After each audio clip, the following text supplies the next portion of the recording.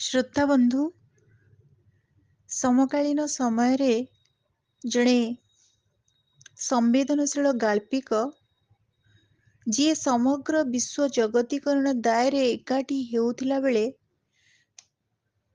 ପାରମ୍ପରିକ ଯୌଥ ପରିବାରର ବୁନିଆଦି ଭୁଷୁଡ଼ି ପଡ଼ିଥିବା ଦେଖନ୍ତି, ଯାହାକୁ କି ସେ ସାମ୍ପ୍ରତିକ ସମୟରେ ଏକ ବିଚିତ୍ର ବିଡ଼ମ୍ବନା ବୋଲି ମନେ କରନ୍ତି। ମଣିଷ ହୃଦୟରେ ଅବଶିଷ୍ଟ ଥିବା ମଧୁର ମମତ୍ୱ ବୋଧ ଜାଗରଣ କରିବାରେ ଯେ ଅତୁଟ ଆସ୍ଥା ରଖନ୍ତି, ସେ ଅନ୍ୟ କେହି ନୁହେଁ, ସେ ହେଉଛନ୍ତି କବି, ଗାଳ୍ପିକ, ଆଲୋଚକ ରବି ପଣ୍ଡା ମହୋଦୟ। ସାମ୍ପ୍ରତିକ ସମୟରେ ତାଙ୍କ କଥାକାରିତାର ଯେଉଁ ସ୍ୱାତନ୍ତ୍ର୍ୟ ରହିଛି, ସେଇଟା କେବଳ ତାଙ୍କର ବ୍ୟକ୍ତିତ୍ୱର ଗୋଟେ ରୂପ କହିଲେ କିଛି ଭୁଲ ହେବନି। ସମାଜ ପ୍ରତି ବେଶ ସମ୍ବେଦୀ, ଅନ୍ୟର ଦୁଃଖରେ କାତର, ମଣିଷକୁ ମଣିଷର ମାନ୍ୟତା ଦେବା ପାଇଁ ବିଭୋର କବିପ୍ରାଣ ଗାଳ୍ପିକ ହେଉଛନ୍ତି ଗାଳ୍ପିକ ରବି ପଣ୍ଡା। ତାଙ୍କର ଅନେକ ପ୍ରକାଶିତ ପୁସ୍ତକରେ ରହିଛି ଶୂନ୍ୟାରୋହଣ, ପାଦତଳର ପୃଥିବୀ, 51 ଛୋଟ ଗପ, ଖରାରେ ଠିଆ ହୋଇଥିବା ଲୋକ, ଜହ୍ନ ତଥାପି, କୁଆଡ଼େ ଗଲା ପ୍ରମୋଦ, ହେନା ଫୁଲର ବାସ୍ନା ଇତ୍ୟାଦି, ଏବଂ କବିତା ସଂକଳନ ହେଉଛି ଛାଇ ଘର। ଆଜି ତାଙ୍କର ଏକ ସୁନ୍ଦର ଗଳ୍ପ ଆମେ ଶୁଣିବା, ଯାହାକି ତାଙ୍କର ଗଛ ଓ ଅନ୍ୟାନ୍ୟ ଗଳ୍ପ ସଂକଳନସ୍ଥ ଏକ ଗଳ୍ପ। ଆମେ ଶୁଣୁଛେ ଗାଳ୍ପିକ ରବି ପଣ୍ଡାଙ୍କର ଗଳ୍ପ, ଯାହାର ଶୀର୍ଷକ ହେଉଛି ବୋଉ। ଲୁହ ଥାଏ କୋଉଠି, ଆଖିରେ ନା ଛାତିରେ? ଛାତିକି ଅଣ୍ଡାଳି ପକେଇଲା ବେଳକୁ ଆଖି ଉବୁକି ପଡ଼ିଲା। ହାତ ଦିଟା ପାଦକୁ ଛୁଇଁବ ନା ଗୋଟା ସାରା ଦେହଟାକୁ ଜାବୁଡ଼ି ଧରିବ, ଏ କଥା ନିଷ୍ପତ୍ତି କରିବା ପୂର୍ବରୁ ଶିରାଳ ହାତ ଦିଟା ତା ମୁଣ୍ଡ ସମେତ ମୁହଁକୁ ଆଉଁସି ଆଉଁସି କୁଣ୍ଢେଇ ସାରିଥିଲା ସେତେବେଳକୁ। କୋଉ ଦିନରୁ ହଜି ଯାଇଥିବା ବା ହଜେଇ ଦେଇଥିବା ଅନୁଭବ ପୁଣି ଥରେ ଯେମିତି ଲୋଟି ଯାଉଥିଲା ତଳେ। ସ୍ମୃତି ଆଉ ଅନୁଭବର ସେହି ଅନନ୍ୟ ପୁଲକତା ସାମଗ୍ରିକ ସତ୍ତାକୁ ଆକ୍ରାନ୍ତ କରିସାରିଥିଲା ସମ୍ପୂର୍ଣ୍ଣ ଭାବରେ। ଏଭଳି ମହାର୍ଘ ଅନୁଭବକୁ ପ୍ରକାଶ କରିବାକୁ ସ୍ୱରମାନେ ସମର୍ଥ ହୁଅନ୍ତି କି କେବେ? କୋଉ ଶବ୍ଦ କେତେ ନିୟତ କଲେ ଖୋଲି ଦେଇ ପାରନ୍ତା ତା ଛାତି ତଳର ଲହରେଇ ଯାଉଥିବା ପୁଲକିତ ଭାବତରଙ୍ଗକୁ? ସବୁ ଯେମିତି ନିଥର ନିର୍ବାକ। ଖାଲି ଗୋଟେ ଲୁହ କୋହ କାରୁଣ୍ୟର ମିଳିତ ଶବ୍ଦଟିଏ ତା ପାଟିରୁ ବାହାରିଗଲା, ବୋଉ। ଖୁବ୍ ଦିନ ହେବ ଏ ଡାକ କୋଉଠି ହଜିଥିଲା। ହଜି ନଥିଲା ତ ଏଇଠି କୋଉଠି ଥିଲା। ସବୁବେଳେ ଶୁଭୁଥିଲା। ଖାଇଲା ବେଳେ ତଣ୍ଟିରେ ଲାଗୁଥିଲା, ଶୋଇଲା ବେଳେ ନିଦ ଭଙ୍ଗେଇ ଦେଉଥିଲା, ଚାଲିଲା ବେଳେ ଝୁଣ୍ଟେଇ ଦେଉଥିଲା। ଦୁଆର ସେପଟର ଡାକ କବାଟ ଖୋଲିଦେଲା ବେଳକୁ ପଳେଇ ଯାଉଥିଲା, ବନ୍ଦ କଲେ ପୁଣି ଫେରୁଥିଲା। ସେ ସ୍ୱର ହଜି ନଥିଲା, ଥିଲା, ଶୁଭୁଥିଲା, କିନ୍ତୁ ଓ ଫେରେଇବାକୁ କେହି ନଥିଲା। ଏବେ ସେ ଓ ଫେରୁଛି କାନ୍ଦରେ, କାରୁଣ୍ୟରେ ଭାଙ୍ଗିରୁଜି ଭୁଷୁଡ଼ି ପଡ଼ିଥିବା ଦେହଟା ଭିତରେ। ସେ ଦେହଟାକୁ ସମ୍ପୂର୍ଣ୍ଣ କାଖେଇ ନେବାକୁ ଯେମିତି ସାମର୍ଥ୍ୟ ଖୋଜୁଥିଲା ନିସ୍ତେଜ ହୋଇ ଆସୁଥିବା ଶିରାଳ ହାତ ଦୁଇଟି। ଏ ନିବିଡ଼ତାର ପୂର୍ଣ୍ଣଚ୍ଛେଦ ନଥାନ୍ତା କି? ହେଲେ ଜର୍ଜର ଡାକ ହିଁ ବଦଳେଇ ଦେଲା ସେ ମହାଭାବର ମହାନୁଭବ। ଡ୍ୟାଡ୍। କୁନାଲ ଜର୍ଜର ସ୍ଥିତିକୁ ଭୁଲି ଯାଇଥିଲା। ବୋଉ ହାତ ଦିଟାକୁ ଧରି କହିଲା, ବୋଉ, ଏ ଜର୍ଜ ତୋ ନାତି। ବୋଉର ଉଚ୍ଛ୍ୱାସ ସରି ନଥିଲା, ସରୁ ନଥିଲା। ସେ ଆବୋରି ନେଲା ପୁଅକୁ ଛାଡ଼ି ନାତିକି। ବୁଢ଼ୀଟିର ଅତର୍କିତ ଆକ୍ରମଣରେ ଆକ୍ତାମାକ୍ତା ଜର୍ଜ ଛାଟିପିଟି ହେଲା। ତାକୁ ଏ ସମସ୍ତ ଆଚରଣ ବଡ଼ ବିଚିତ୍ର ଲାଗୁଥିଲା। ଡ୍ୟାଡ୍ଙ୍କ ଗାଁ ସମ୍ପର୍କରେ ତା ମୁଣ୍ଡରେ ଥିବା ସମସ୍ତ କଳ୍ପନା ଯେମିତି ସୀମାତିକ୍ରମ କରି କରି ଚାଲିଥିଲା। ଖୁବ୍ ଅଡ଼ୁଆ ଓ ଅସମ୍ପୃକ୍ତ ଥିଲା ଏ ପରିବେଶ ତା ପାଇଁ। ପୁଣି ତାକୁ ସବୁଠୁ ବେଶୀ ଅସମଞ୍ଜସରେ ପକେଇ ଦେଉଥିଲା ଡ୍ୟାଡ୍ଙ୍କ କାର୍ଯ୍ୟକଳାପ। ଡ୍ୟାଡ୍ କ'ଣ କାନ୍ଦନ୍ତି? କାନ୍ଦି ଜାଣନ୍ତି? ଯାହାଙ୍କର କଡ଼ା ଚାହାଣୀ ଟିକେ ଦେଖିଲେ ଚାକର ବାକର ଠାରୁ ଅଫିସର କର୍ମଚାରୀମାନଙ୍କ ମୁହଁ ଶଙ୍କାକୁଳ ଦେଖାଯାଏ, ସେ ପୁଣି କଇଁ କଇଁ କାନ୍ଦି ଜାଣନ୍ତି? ଜର୍ଜ ମୁଣ୍ଡରେ କିଛି ପଶୁନଥିଲା। ଏ ଗାଁ ମାନଙ୍କରେ କ'ଣ କାନ୍ଦ ଥାଏ? ଏଠି କ'ଣ ଖୁବ୍ କଡ଼ା ଆଖିରୁ ବି ଲୁହ ନିଗିଡ଼ି ପାରେ? ତାଙ୍କ କାନ୍ଦ ଛାଡ଼, ସେ ପୁଣି ଏ ବୁଢ଼ୀକି କ'ଣ ଡାକୁଛନ୍ତି ତ? ବୋଉ? ବୁଢ଼ୀ ତାକୁ ଗୋଟା ସାରା ଆଉଁସି ଚାଲିଥାଏ। ତା ଗାଲ ସାରା ଚୁମା ଖାଉଥାଏ, ଯେମିତି ବାୟାଣୀ ହୋଇଯାଇଛି ସେ। ତାକୁ ବଡ଼ ବିରକ୍ତ ଲାଗିଲାଣି। ଛାଟି ପିଟି ହଉଛି, ମୁହଁ ହାତ ଅସନା ଲାଗୁଛି। ଡାଡ୍ ତ ଏବେ ଚମକିବା କଥା, ଗର୍ଜିବା କଥା।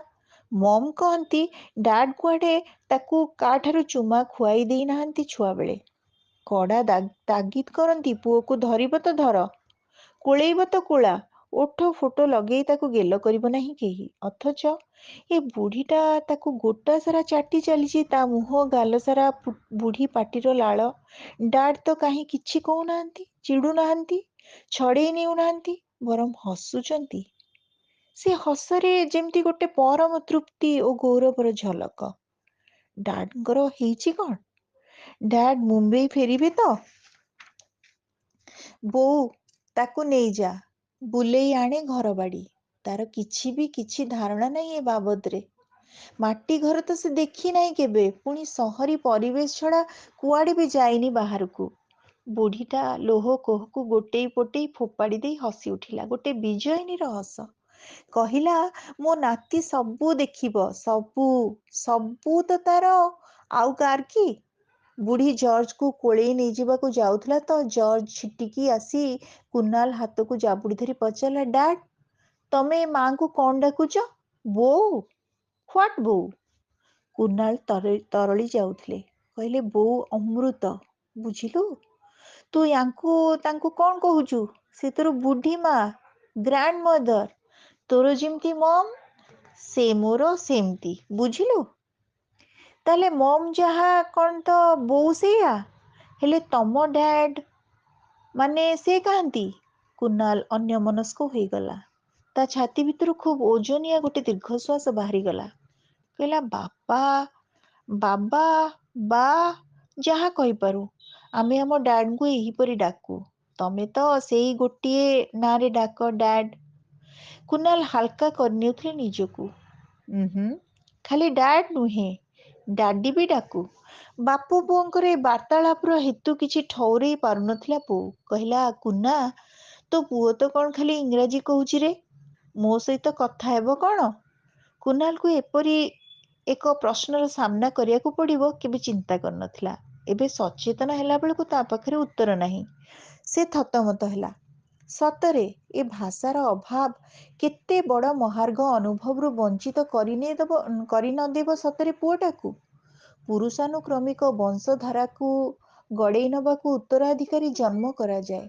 ଉତ୍ତରାଧିକାରୀ ଯଦି ଭିଟାମାଟିର ଭାଷା ନ ବୁଝେ, ରକ୍ତ ଭିତରେ ନିରବଚ୍ଛିନ୍ନ ଭାବେ ବହି ଆସୁଥିବା ବୁନିଆଦୀ ଅନୁରାଗର ସ୍ରୋତକୁ ଅନୁଭବ କରି ନପାରେ, ତେବେ ଏଇଠି ହେବ କ'ଣ ତାର ସର୍ବଶେଷ ପୂର୍ଣ୍ଣଚ୍ଛେଦ?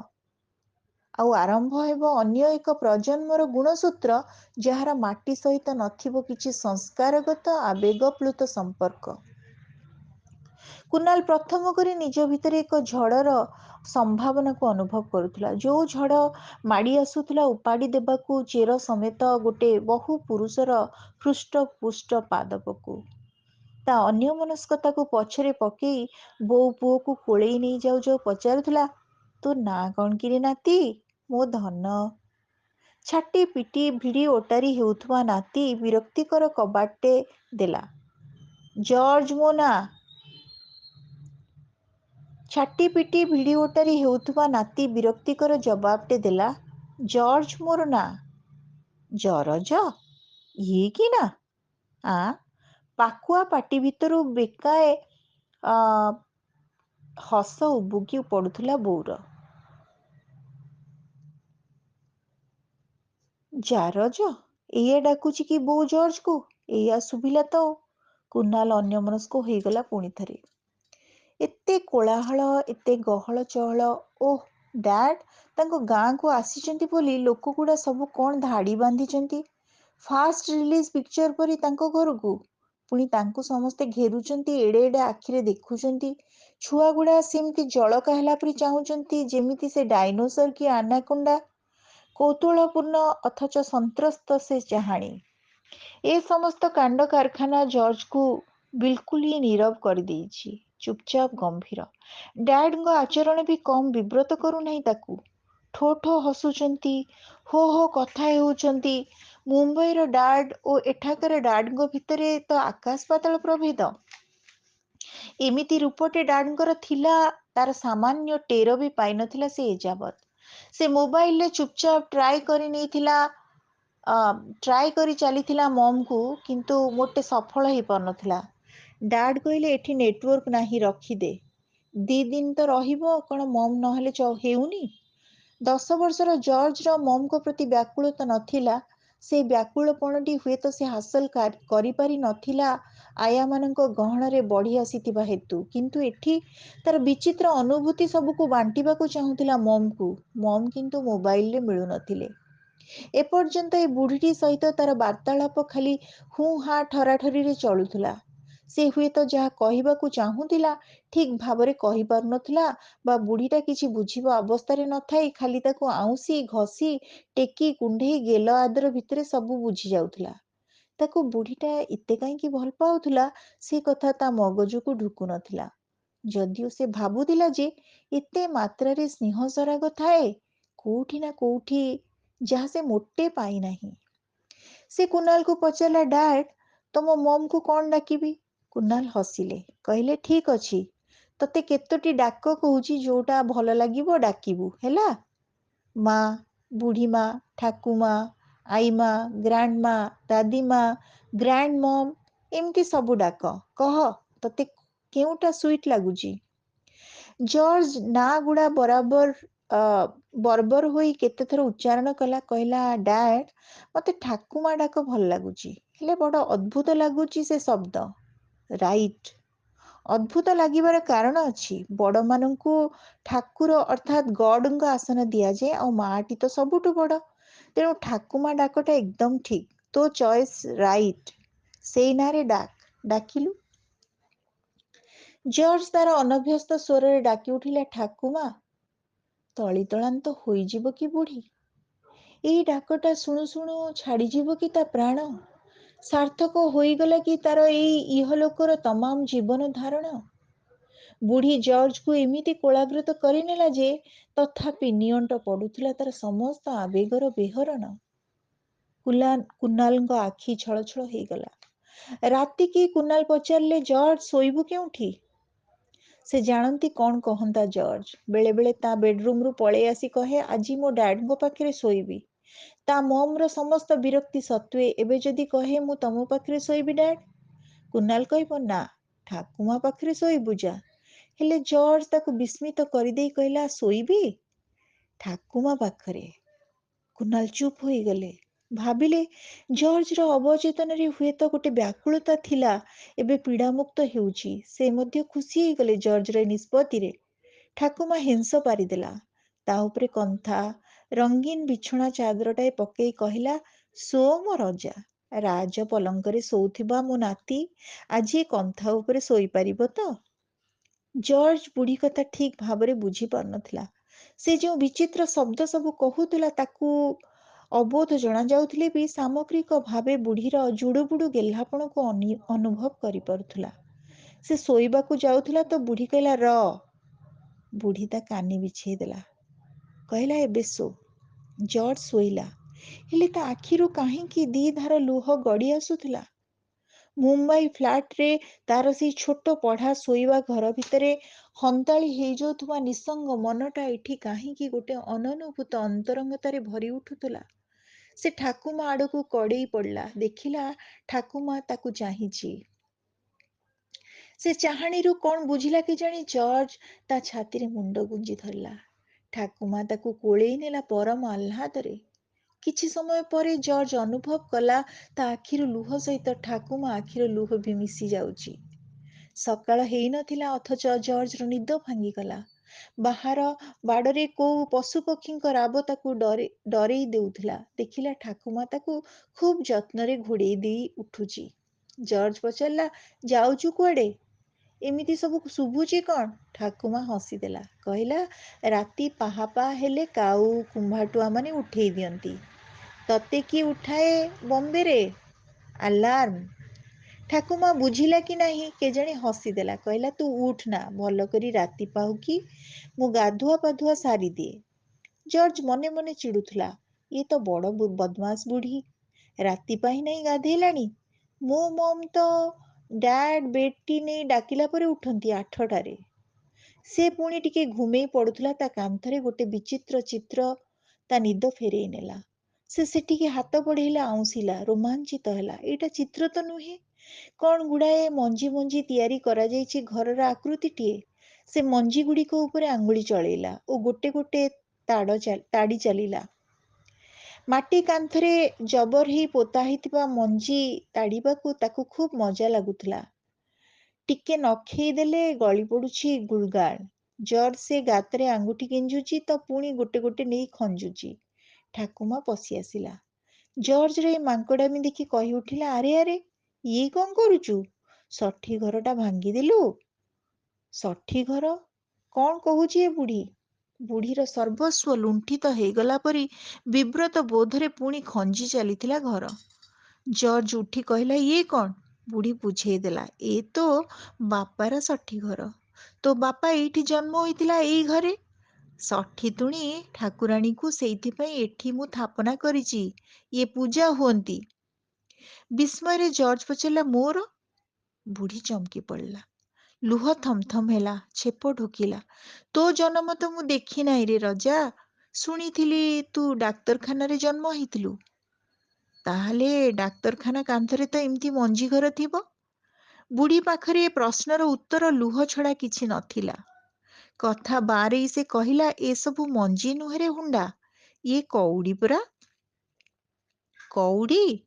ହ୍ୟାତ୍, ଏ ବୁଢୀଟା କି ଶବ୍ଦ କହୁଛି ଯେ? ଜର୍ଜ ଉଠି ପଡି ଚାଲିଲା ଆର ଘରକୁ, ଡ୍ୟାଡ୍‌ଙ୍କ ପାଖକୁ। ଡ୍ୟାଡ୍ କହିଲେ, ରାଇମ୍ ଗା। ସେ ଗାଇଲା। ଏ ଟୁ ଜେଡ୍ ୱାର୍ଡ ସବୁ କହ। ସେ କହିଲା, ଟେଲ୍ ଏ ଷ୍ଟୋରି। ଜର୍ଜ ଶୁଆ ପାଲଟିଗଲା। ଡ୍ୟାଡ୍ କହିଲେ, ଗୁଡ୍ ବୟ। ଜର୍ଜ କହିଲା, ଥ୍ୟାଙ୍କ୍ସ। ତାପରେ କୁନାଲର ହାତ ଧରି ଜର୍ଜ ଭିଡି ଆଣିଲା। ପଚାରିଲା, ଡ୍ୟାଡ୍, ଠାକୁମା କଣ କହୁଛି? ଏମିତି ବିଡ୍ ହେଇ କହୁଛି କଣ ସେ ଫଟୋ ଗୁଡାକ ପାଖରେ? କୁନାଲ ଦେଖିଲେ ବୋଉ ଠାକୁର ପୂଜା କରୁଛି। ଠାକୁର ପୂଜା ବେଳେ ବୋଉର କେତେ ନା କେତେ ମନ୍ତ୍ର ସବୁ ପଢେ, ଗୁଣଗୁଣ ହେଇ ଭଜନ ବୋଲେ। ଏଇଟା ତାର ପୁରୁଣା ଅଭ୍ୟାସ। କୁନାଲ କାହିଁ କେଉଁ ଦିନରୁ ଛାଡି ଆସିଥିବା ପିଲାଦିନରେ ପହଞ୍ଚିଗଲେ। ଛୁଆବେଳୁ ସେ ଦେଖି ଆସିଛି ବୋଉର ଏଇ ନିୟମିତ ପୂଜା ପାଠ। ଏ ବୟସରେ ବି ଜାରି ରଖିଛି ସେ ଅଭ୍ୟାସ। ବୋଉର ଏଇ ପୂଜା ଆରାଧନା ତାକୁ ଏଯାଏଁ ରଖିଛି କି ସୁରକ୍ଷିତ, ଅପ୍ରତିହତ। ତାକୁ ଲାଗିଲା ବୋଉର ଏ ଅସ୍ପଷ୍ଟ ଉଚ୍ଚାରଣ ଯେମିତି ଅନବରତ ତରଙ୍ଗ ଖେଳେଇ ଚାଲିଛି ଇଥରରେ, ଆଉ ସେଇ ତରଙ୍ଗ ଅନତିକ୍ରମ ବଳୟଟିଏ ସୃଷ୍ଟି କରିଛି ତା ଚାରିପାଖରେ। ସେ ଆତ୍ମଲୀନ ହୋଇ ପଡୁଥିଲେ। ଜର୍ଜ ହଲେଇ ଦେଲା, ଡ୍ୟାଡ୍। କୁନାଲ ସମ୍ବିତ ଫେରି ପାଇଲା ପରି କହିଲେ, ଠାକୁମା ପୂଜା କରୁଛି, ହାତ ଯୋଡ। ଜର୍ଜ ହାତକୁ କିଏ ଯେମିତି ଯୋଡି ପକେଇଲା। ଆସିବା ଦିନ ଦୂରେଇ ଦୂରେଇ ଯାଉଥିଲା ତ ଫେରିବା ଦିନ ପାଖେଇ ପାଖେଇ ଆସୁଥିଲା। କୁନାଲ ଯେଉଁ କଥାଟି କହିବା ପାଇଁ ଆସିଥିଲେ କହିପାରୁନଥିଲେ କରିବା କଥାଟା କହିପାରୁନଥିଲେ ବୋଉକୁ। ଯୋଜନା ଥିଲା, ଗାଁର ସମସ୍ତ ସ୍ଥାବର ଅସ୍ଥାବର ସମ୍ପତ୍ତି ବିକ୍ରି କରିଦେଇ କୁନାଲ ସେଟେଲ୍ ହେଇଯିବ ମୁମ୍ବାଇରେ। ସେଠାରେ ତ ଫ୍ଲାଟ୍ କିଣା ସରିଛି, ଆଉ ଗୋଟେ କିଣାଯାଇ ପାରନ୍ତା ବାଙ୍ଗାଲୋରରେ, ତ ଆଉ ଗୋଟେ ଦିଲ୍ଲୀରେ। ଜର୍ଜର ଗୋଟେ ସୁରକ୍ଷିତ ଭବିଷ୍ୟତ ପାଇଁ ଏ ପରିକଳ୍ପନା। ତା ମମ୍‌ର ଅନେକ ସ୍ୱପ୍ନକୁ ନେଇ। ପୃଥିବୀରେ ଏବେ ସବୁଠୁ ଦୁର୍ମୂଲ୍ୟ ହୋଇ ଉଠିଛି ମାଟି। ବିଭିନ୍ନ ସ୍ଥାନରେ ଏବେ ମାଟି କିଛି କିଛି ଅକ୍ତିଆର କରି ରଖିଲେ ଆଗକୁ ସମସ୍ୟା ରହିବ ନାହିଁ ପୁଅର। ଜର୍ଜକୁ ଯେଉଁଭଳି ଗଢ଼ାଯାଇଛି, ସେ ଯେ ଗାଁକୁ ଫେରନ୍ତା ଏ ସମ୍ଭାବନା ନାହିଁ। ଏପରିକି ଏ ଦେଶର ସୀମା ପାରେ କେଉଁ ଦୁରନ୍ତ ଦିଗ୍ବଳୟ ଗହୀରରେ ଥିବା ଦେଶଟିକୁ ସେ ଯାଉ, ଏହା ବି ଗୋଟେ ସଞ୍ଚିତ ସ୍ୱପ୍ନ ଥିଲା ଦୁହିଁଙ୍କ ମନରେ। କିନ୍ତୁ ସବୁ ଯୋଜନାକୁ ହୁଗୁଳା କରିଦେଇଥିଲା ବୋଉ। ସେ ଜିଦ୍ ଧରୁଥିଲା ମୋ ଜୀବଦଶାରେ ଗୋଟେ ବି ଇଞ୍ଚ ଭୂମି ହରେଇବାକୁ ଦେବି ନାହିଁ ମୁଁ। ଏ ଦାୟିତ୍ୱ ମୋତେ ମୋ ଶ୍ୱଶୁର ଦେଇଥିଲେ ଏ ଘରକୁ ବୋହୂ ହେଇ ଆସିଥିଲା ବେଳେ, ଆଉ ତୋ ବାପା ଦେଇ ଯାଇଛନ୍ତି ମୋତେ ବିଧବା କରିଦେଇ ଚାଲିଗଲା ବେଳେ। କହିଥିଲେ କୁନାଲ ବାହା ହେଇ ମୋ ବୋହୂକୁ ଆଣିଲେ ତାକୁ ଧରେଇ ଦେବ ଏ ପାରମ୍ପରିକ ଦାୟିତ୍ୱ। ମାଟିକି ଖାଲି ଶୋଷିକି ନୁହଁ, ତାକୁ ସୁରକ୍ଷିତ କରି ରଖିବା ମଧ୍ୟ ଉତ୍ତର ପୁରୁଷଙ୍କର ଗୋଟେ ଗୁରୁ ଦାୟିତ୍ୱ। ଏହା ଯେମିତି ହାତଛଡ଼ା ନ ହୁଏ। ହେଲେ ବାପାଙ୍କ ପରେ ବୋଉ ରହିଥିଲା ଗାଁରେ। କୁନାଲ ପାଠ ପଢ଼ା ସାରି ଖୁବ୍ ବଡ଼ ଚାକିରି କଲା ବାହାରେ। ବାହା ହେଲା ବାହାରେ। ତାକୁ ଗଢ଼ି ଗାଢ଼ି ଠିଆ କରେଇ ଦେଇ ଯେ ଜଣେ ତଥାପି ଅପେକ୍ଷା କରିଛି ଗାଁରେ, ଏ କଥା ଅନେକ ଦିନ ଯାଏ ଭୁଲି ଯାଇଥିଲା କୁନାଲ। ଥରେ ଅଧେ କିଛି ଟଙ୍କା ପଠେଇ ଦେଇ ସେ କର୍ତ୍ତବ୍ୟ ସମ୍ପାଦନ କରୁଥିଲା ପୁଅ ହବାର ଦାୟରେ, ଆଉ କ୍ରମଶଃ ସମସ୍ତ ଅନାବଶ୍ୟକ ସମ୍ପର୍କକୁ ଦୂରେଇ ଚାଲିଥିଲା ସ୍ୱାମୀ ହବାର ଦାୟରେ। ସ୍ତ୍ରୀର ପରାମର୍ଶ ଥିଲା, ଗାଁରେ ତ ଅଛି ପ୍ରଚୁର ସମ୍ପତ୍ତି, ଗୋଟେ ଲୋକ ଚଳିପାରିବ ନାହିଁ ଯେ ଅଯଥାରେ ଟଙ୍କା ପଠାଯାଉଛି। ଟଙ୍କାର ଭ୍ୟାଲ୍ୟୁ କମି ଯାଇଥାଇପାରେ, ଆବଶ୍ୟକତା କେତେ ବଢ଼ୁଛି କ'ଣ ଜାଣିପାରୁନ? ପୁଅର ତଥା ଆମର ଭବିଷ୍ୟତ ପାଇଁ ଯେତେ ସଞ୍ଚିଲେ ବି ଅକୁଳାଣ। ତେଣୁ ଇମୋସନାଲ ହେବା ଛାଡ଼। ପତ୍ନୀର ସମସ୍ତ ଯୁକ୍ତିତର୍କ ଓ ବିରୋଧକୁ ବେଖାତିର କରି ଥରେ ଅବଶ୍ୟ ନେଇଯାଇଥିଲା ବୋଉକୁ କୁନାଲ ମୁମ୍ବାଇ। ହେଲେ କଂକ୍ରିଟ ଗୁମ୍ଫାର ସେହି ନିର୍ଜୀବ ଅବସ୍ଥାନ ବୋଉକୁ ଖୁବ୍ ଅସହଜ ଲାଗିଥିଲା। କେଡ଼େ ସରାଗରେ ପିଢ଼ି ପୁଟୁଳା ଭିତରେ ଧରି ନେଇଯାଇଥିବା ତାର ସମସ୍ତ ପୂଜା ସରଞ୍ଜାମ ଶେଷ ପର୍ଯ୍ୟନ୍ତ ବି ଖୋଲା ହୋଇ ପାରିନଥିଲା। ଗୋଟେ ବିଚିତ୍ର ଜୀବନର ଚଳଣି ତାକୁ ଅଣନିଶ୍ୱାସୀ କରି ପକଉଥିଲା। ସେ ଛାଟିପିଟି ହେଉଥିଲା ମନେ ମନେ। ବୁଡ଼ଟିଏ ମାରିବାକୁ ପୋଖରୀଟିଏ ନଥିଲା, କି ମୁଣ୍ଡିଆଟିଏ ମାରିବାକୁ ତୁଳସୀ ଚଉରାଟିଏ ନଥିଲା ଦୁଆରେ। ଠାକୁର ମୂର୍ତ୍ତି କି ଫଟୋଟିଏ ଥୋଇ ଭଜନ ଟିକେ ସକାଳେ ସଞ୍ଜେ କରିବାର ଜାଗା ନଥିଲା କୋଉଠି। ରୋଷେଇ ଘରଠୁ ଶୋଇବା ଘର ବିଛଣା ଯାଏ କେତୋଟି ବିଚିତ୍ର ଲୋମଶ କୁକୁର ଓ କୁକୁର ଛୁଆମାନଙ୍କର ଅବାଧ ଚଳପ୍ରଚଳ ତାକୁ ଲାଗୁଥିଲା ଏଇ ସହରୀ ଚଳଣିଟି ବୋଧେ ମଣିଷ ଠାରୁ କୁକୁର ସହିତ ରହିବା ବେଶୀ ପସନ୍ଦ କରେ। ଖାଇବା ପିଇବା ତାକୁ କିଛି ରୁଚୁନଥିଲା। ପୁଅ ବୋହୂ ବହୁତ ସମୟରେ ହୋଟେଲରେ ଖାଉଥିଲେ। ଉଭୟଙ୍କର ଚାକିରି, ଟୁର୍, ହୋଟେଲ ପାର୍ଟି ଇତ୍ୟାଦିରେ ଘର ଏକଦମ ଏକଲା ରହୁଥିଲା। ପୁଅ ଏତେ ବ୍ୟସ୍ତ ରହୁଥିଲା ଯେ ତାକୁ କିଛି କହିବାକୁ ଉଚିତ ମଣୁନଥିଲା। ବୋହୂକୁ କୁହନ୍ତା, ବୋହୂ ତା କଥା ଶୁଣିବା ମତଲବରେ ନଥିଲା। ଗୋଟେ ଶୂନ୍ୟ ଓ ନିଃସଙ୍ଗ ଜୀବନର ଖାଁ ଖାଁ ଖରାବେଳେ ତାକୁ ଘୋଡ଼ାଇ ଚାଲିଥିଲା। ଥରେ କହିଲା, କୁନା ମୋତେ ଗାଁରେ ଛାଡ଼ି ଦେଇଆ। ଗାଁ ଘର ଜମି ବାଡ଼ି ସବୁ ଛିନଛତ୍ର ହବଣି। ପୁଅ ହଁ କହୁଥିଲା, କିନ୍ତୁ ସମୟ ବାହାର କରିପାରୁନଥିଲା। ଦିନେ ବାଧ୍ୟ କରିବାରୁ କିଏ ଜଣେ ଗାଁ ପାଖ ଲୋକ ସହିତ ପଠେଇ ଦେଲା ଗାଁକୁ। ଆସିଲା ବେଳେ ସେ ଖୋଜୁଥିଲା ମୋଟେ ଖୋଲା ହୋଇନଥିବା ତା ପେଟରା। ମିଳୁନଥିଲା। ବହୁ ଖୋଜି ଖୋଜି ପରେ ବୋହୂ ମନେ ପକେଇଥିଲା ସେଗୁଡ଼ାକ ସେ ଡଷ୍ଟବିନ୍କୁ ପକେଇ ଦେଇଥିଲା, ପଠେଇ ସାରିଥିଲା କୋଉ ଦିନରୁ। ଛାତି ଫାଟି ଯାଉଥିଲେ ବି ବୁଢ଼ୀ ଲୁହ ଦି ଧାରରେ ମାତ୍ର ତାହା ପ୍ରକାଶ କରି ମୁମ୍ବାଇ ଛାଡ଼ିଥିଲା। ସେଇଦିନୁ ସେ ଗାଁରେ। ପୁଅ ବୋହୂ ବାହାରେ। ଖୁବ୍ ଦିନ ହେଲାଣି। ଏବେ ଆସିଛି ସେ ସାଙ୍ଗରେ ଆଣିଛି ପୁଅକୁ, ଯାହାକୁ ଅନ୍ତତଃ ଶେଷ ଥର ପାଇଁ ଛୁଆଇଁ ଦେବାକୁ ଆସିଛି ତାର ଇତିହାସକୁ। ଶେଷ ଥର ପାଇଁ ଦେଖାଇ ଦେବାକୁ ଆସିଛି ତା ଇତିହାସର ଭୌଗୋଳିକ ଅବସ୍ଥିତିକୁ। କିନ୍ତୁ ଏଠି ପହଞ୍ଚିଲା ପରେ କୁଆଡ଼େ କାହିଁକି ଉଭେଇ ଆସିଛି ତାର ସବୁ ଯୋଜନା। ଏ ମାଟିରେ ପାଦ ଦେଲା ପରଠୁ କାହିଁକି ଗୋଟେ ଅଦୃଶ୍ୟ ଆକର୍ଷଣରେ ସେ ଏମିତି ଛନ୍ଦି ହୋଇ ପଡ଼ୁଛି ଯେ ଉଠେଇ ପାରୁନି ପାଦ। ଏ ଘରର ସୀମା ଚୌହଦିରେ କୋଉଠୁ ଗୋଟେ ଆତ୍ମୀୟତାର ଆକୁଳ ଉଚ୍ଚାରଣ ତାକୁ ନିର୍ବାକ କରି ପକଉଛି ବାରମ୍ବାର। ସେ ଯାହା କହିବାକୁ ଚାହୁଁଛି କହିପାରୁନି, ହେଇ ପଡ଼ୁଛି ସ୍ୱରହୀନ। କିନ୍ତୁ ବୋଉ ସେମିତି ବୋଉ ପରି ଠିକ୍ ତା ଜାଗାରେ ଠିଆ ହୋଇଛି। କିଛି ବି କିଛି ହଜିଯାଇନି ତା ଛାତିରୁ, ଯଦିଓ ସେ ନିଜେ ନିଜ ଛାତି ଭିତରୁ ହଜେଇ ଦେଇଛି ବୋଉକୁ କୋଉ ଦିନରୁ। ତଥାପି କହିଲା, ବୋଉ ମୁଁ ଭାବୁଛି। ବୋଉ ତାକୁ ଆଉ କିଛି କହିବାକୁ ନ ଦେଇ କହିଲା, ମୁଁ ଜାଣେ, ହେଲେ ମୁଁ ମଲା ପରେ। କୁନାଲ ଏ କଥା ଶୁଣୁ ଶୁଣୁ ତା ଭିତରେ ଭୁଷୁଡ଼ି ପଡ଼ିବାକୁ ଲାଗିଲା ବୋଉକୁ ଛାଡ଼ିଦେଲେ ଏ ପୃଥିବୀରେ ଯେମିତି କିଛି ଆଉ ଅବଶିଷ୍ଟ ଆକର୍ଷଣ ନାହିଁ, ନାହିଁ ବି କିଛି ଅଟକେଇ ଦବାର ପ୍ରଲୋଭନ। ସେ ତ ବହୁତ ଥର କେମିତି ଭାବିଛି, ଭାବି ନାହିଁ ତା ଭାବନାର ଭିତରକୁ ପଶି ଆସିଛି ବୋଉଟା ମରିଯାଆନ୍ତା କି। ସବୁ ଟେନସନ ଯାଆନ୍ତା। ଗାଁଟାରେ ପଡ଼ିଛି, ଯା ବି ହେଲେ ଗୋଟେ ଅଦୃଶ୍ୟ ଛଟପଟ ଭାବ ତାକୁ କାବୁ କରି ପକଉଛି। ମୁକ୍ତ ହୋଇଯିବାର ସମସ୍ତ ସମ୍ଭାବନା ଅସହଜ ହୋଇ ପଡ଼ୁଛି ତା ପାଇଁ। ହେଲେ ଏବେ ସେ କଥାଟା ବୋଉ ମୁହଁରୁ ଶୁଣିଲା ବେଳେ କାହିଁକି ତଳିତଳାନ୍ତ ହେଇଯାଉଛି। ବୋଉ ନଥିବାର ପରବର୍ତ୍ତୀ ଅବସ୍ଥାଟା ଭାବି ସେ କାହିଁକି ଏକୁଟିଆ ହେଇ ପଡ଼ୁଛି ଏ ବିରାଟ ପୃଥିବୀରେ। ସେ ବୋଉ ମୁହଁରୁ ଏକଥା ଶୁଣି ସମ୍ଭାଳି ପାରିଲା ନାହିଁ, କାନ୍ଦି ପକେଇଲା। କହିଲା, ବୋଉ ତୁ ସେ କଥା କହିବୁନି। ତୁ ଅଛୁ ବୋଲି ତା କଥାଟା ଅଟକିଗଲା ତଣ୍ଟିରେ। ମିଛ ଶବ୍ଦଗୁଡ଼ିଏ ବାହାରିବା ପୂର୍ବରୁ ଅଟକିଗଲେ ଛାଏଁ ଛାଏଁ। ଭଲ ହେଇଛି। ନହେଲେ ଯଦି ବୋଉ କହିଦିଅନ୍ତା, ସେ କଥା ମୁଁ ଜାଣେ। ମୋ ପ୍ରତି ତୋର ଦାୟର ଗଭୀରତା ମୋତେ ମୋଟେ ଅଛପା ନୁହେଁ। ଏ କଥାଗୁଡ଼ା ତାକୁ ଆହୁରି ଅପରାଧୀ କରିଦିଅନ୍ତା ସତରେ। ବୋଉ କହିଲା, ମୋ ମରିଯିବା ହୁଏତ ଆଉ ଖୁବ୍ ଦୂର ନୁହେଁ। ବଞ୍ଚିବାର ଦାୟିତ୍ୱଟି ମଧ୍ୟ ମୋର ସରିଯାଇଛି ଏବେ। ଯେଉଁ ଦାୟିତ୍ୱଟି ତୋ ବାପା ମୋତେ ଦେଇଥିଲେ, ସେ ଦାୟିତ୍ୱ ତୋତେ ସଅଁପି ଦେବାର ଭରସା ଗୋଟେଇ ପାରୁନି ରେ କୁନା। ହେଲେ ନାତିକି ମୋର ଦେଇଯାଉଛି। ସେ ସଞ୍ଚି ନ ପାରିଲେ ତୋର ଅସାମର୍ଥ୍ୟତା ହୁଅନ୍ତା, କିନ୍ତୁ ମୁଁ ସେ ଦାୟିତ୍ୱଟିକି ଅଣହେଳା କରି ମରିପାରନ୍ତି ନାହିଁ କେବେ। କିପରି ଯାଇ ମୁହଁ ଦେଖାନ୍ତି ପରଲୋକରେ ତୋ ବାପାକୁ, ଜେଜେଙ୍କୁ, ମୋ ଶାଶୁଙ୍କୁ। କୁନାଲ ବୁଝି ପାରୁନଥିଲା ଏଇ ପତଳା ହାଡ଼ଗୋଡ଼ ଦିଖଣ୍ଡ ଯୋଡ଼ାଯୋଡ଼ି ହେଇଥିବା ଶରୀରଟି ଭିତରେ କୋଉଠୁ ସଞ୍ଚିତ ଅଛି ଏତେ ସାମର୍ଥ୍ୟ, ଏତେ ଔଜ୍ଜ୍ୱଲ୍ୟ। ସେ ଚିରାଚରିତ ଭାବେ ବୋଉ ବୋଲି ଯାହାକୁ ଏଯାଏ ଭାବି ଆସୁଥିଲା, ତା ଯେମିତି ଭୁଲ ହେଇଯାଉଥିଲା କ୍ଷଣକୁ କ୍ଷଣ।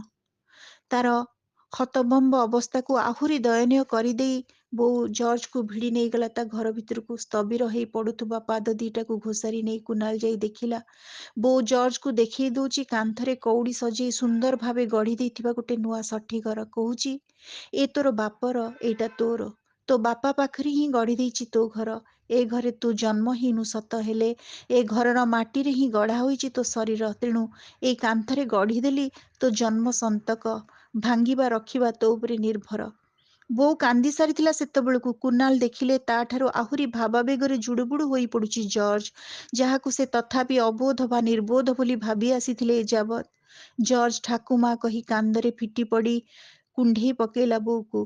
ବୋଉ ଜର୍ଜକୁ କୋଳେଇ ନେଉଥିଲା ଏପରି ନିବିଡ଼ତାରେ ଯେ କୁନାଲ ଭାବୁଥିଲା ଏ ଅନୁଭବଟି ଦିନେ ହୁଏ ତାର ହୁଏତ ଥିଲା, ଏବେ କୁଆଡ଼େ ହଜିଯାଇଛି।